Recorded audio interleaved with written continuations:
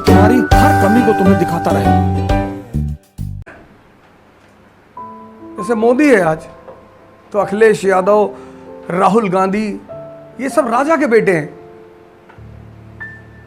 तो चूंकि ये राजा के बेटे हैं, तो they think that they are born to be the Prime Minister of India।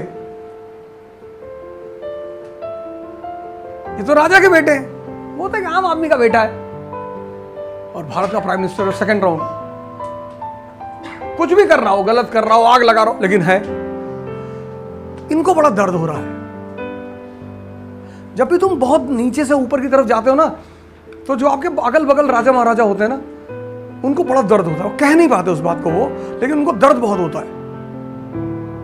मान लो तुम्हारे फादर चपरासी और डीएम डिस्ट्रिक्ट कलेक्टर के चपरासी, और तुम आईएएस हो गए फर्स्ट रैंक, तो वो डिस्ट्रिक्ट कलेक्टर तुम्हारे फादर को अप्रिशिएट तो करेगा कि बड़ी खुशी हुई कि आपका बेटा आईएएस है, लेकिन अंदर से उसको दुख बहुत होगा, क्योंकि तुम्हारी वजह से तुम्हारे फादर उस कलेक्टर के बराबर आ गए। अब वो तुम्हारे फादर से ये नहीं कह सकता कि जमीन पर बैठो,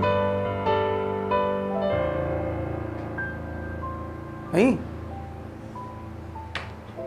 उसको दुख ये नहीं कि तुम आईएएस बन गए, उसको दुख ये है कि कल तक जो आदमी मेरा चपरासी था, आज मुझे उसे अपने बगल बिठाना पड़ेगा, क्योंकि इसका बेटा डीएम है।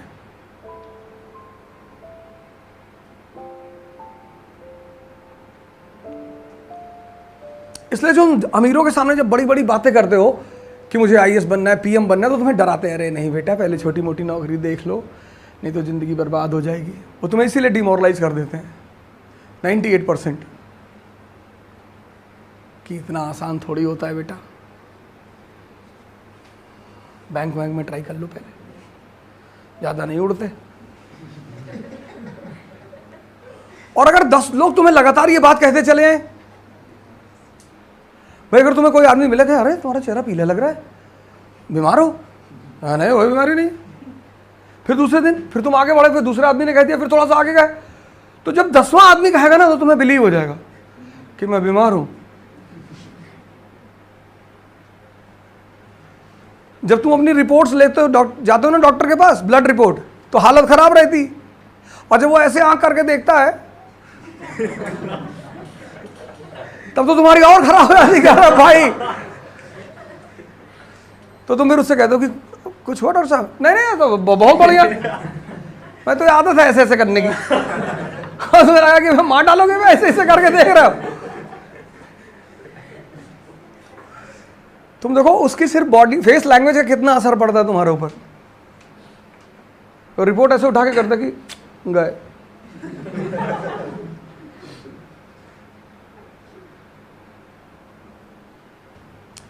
इसलिए सिर्फ अपनी बातों पे भरोसा किया करो। मुझसे तो बहुत लोग कहते रहते हैं, घर में बाहर अंदर ये वो चिल्लाते रहते हैं, कुछ नहीं कर पाओगे, ये नहीं कर। कईयों को तो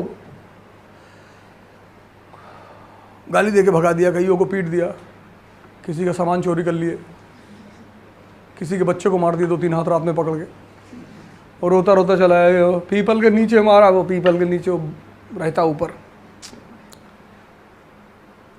मेरे खिलाफ जो बोलेगा उसको मैं परेशान करूंगा। ये बात वीडियो में जानी चाहिए।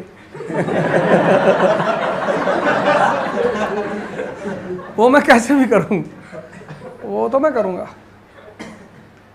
मजा आता है मुझे।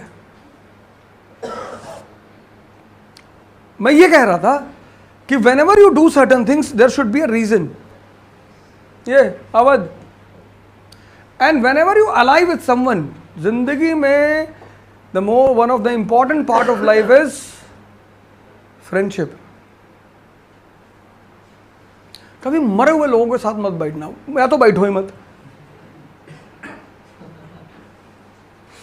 कि एक मकान खरीद लें तो समझ लो जिंदगी सफल हो गई, ऐसे लोगों के साथ कभी मत बैठना, भगा दो मार के तुरंत, भागो ऐसे।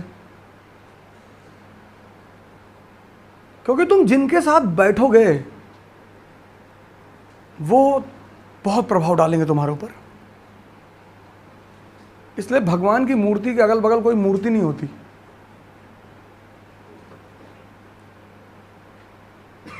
इसलिए मालिक का कोई दोस्त नहीं है।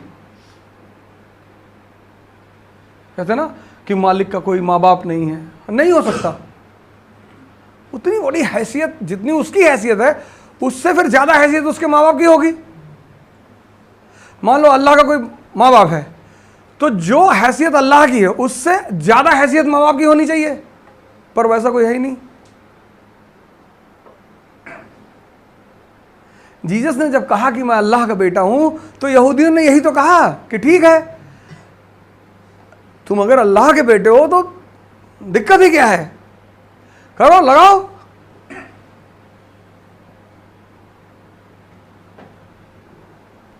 भाई तुमने गाड़ी रोकी, पुलिस वालों ने गाड़ी रोकी तुम्हारी चौराहे पे, और तुमने नरेंद्र मोदी को फोन लगा दिया कि नरेंद्र,